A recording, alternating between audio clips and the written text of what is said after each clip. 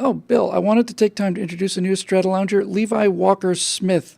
Can you get a shout out? Levi Walker Smith, you absolutely can get a shout out. Not only can you get a shout out, maybe even get your picture here. It's just barely possible. It might be possible. Levi Walker Smith, welcome to the planet. Welcome to the country. And welcome to Stratosphere Lounge. It is apparently this fine fellow right here. What a fine-looking fellow. So, yes, Levi Walker Smith, someday you'll be able to look back on this and say, I was there when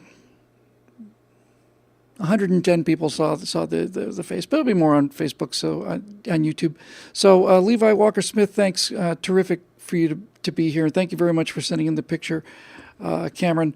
It's a fine-looking fella, and I can already see he's got his hand up to the microphone, the other hand up to his headphones, so that's pretty awesome. I suspect this kid has a broadcasting career ahead of him.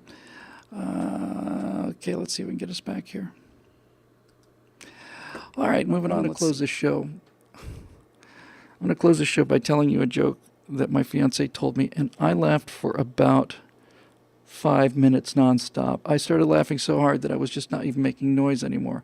So this will be the end of the Stratosphere Lounge episode 151 because I'm going to go out on the joke. I'm going to fade out on the joke. I don't know whether you're going to get it or not, but I got it. So forgive me, honey, if I really mangle this, but basically here's the joke.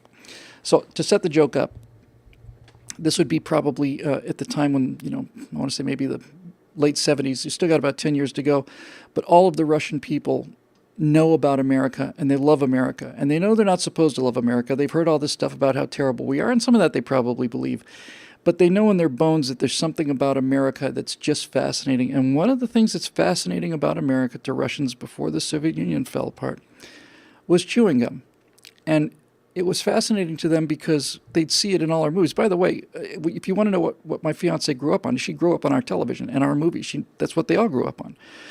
Just a quick detour. One of the most charming things I remember her saying is that during those years, there was the communists took away Christmas. You couldn't have Christmas because if you had Christmas, you had a God, and if you had to have a God, then what do you need Stalin for? So the communists took away Christmas. They took away religion. They banned the churches. They took off all kinds of, killed a lot of the priests and so on. And so Christmas had to go away. But they knew that people needed something. So what they did was they took a lot of what we consider Christmas and moved it to New Year's. And Russian New Year's is a combination of Christmas, American New Year's, and the 4th of July. It's a patriotic, gift-giving time. We got a wonderful Christmas tree, which my fiance keeps referring to as a New Year's tree. And all of this stuff happens, but this is the part I like. When the Soviets were in power, in the end days of them being in power, you couldn't see any of this stuff. These movies that I was talking about was from an earlier time. But they would show these movies on New Year's Eve at midnight, and then again, a different one at 2 and a different one at 4 and so on. And that there was one day of the year where all of these young people in Soviet Union would gather together to watch these comedies that were making fun of the Soviet Union in a very subtle way, and that were you just simply couldn't get them up. You just couldn't see them unless you waited, and you stay up late and watch it, and you got a little taste of anything. So anyway, that was kind of a nice touch. So they knew about all kinds of things about American culture. One of the things that they were interested in was chewing gum, and they were interested in chewing gum because Americans chew gum everywhere. Chew gum when we're at war. In all of our movies, they're chewing gum, and it's just not done anywhere else. People smoke all over the world, but it's just pretty much Americans that chew gum. So here's the story. So this Soviet farmer, peasant, gets a chance to go and spend 6 weeks in America and learn how our farming techniques work as part of an exchange program.